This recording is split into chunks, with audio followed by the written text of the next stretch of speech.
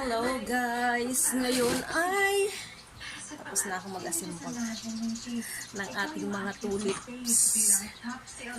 Ayan, mga tulips Nottingham. White and blue. Pero lalagyan ko pa siya ng makeup. Tapos, ito naman ay blue. Lalagyan ko pa ito ng mga dahon. Yes, lalagyan ko pa ito ng mga dahon.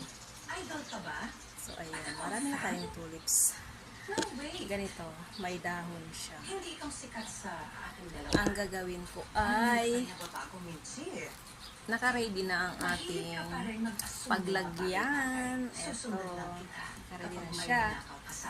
At ang gagawin ko ay ganito, Cajun tulip, mini tulip flower. So, ayan. Ganito yung gagawin natin. Kasi order siya sa akin.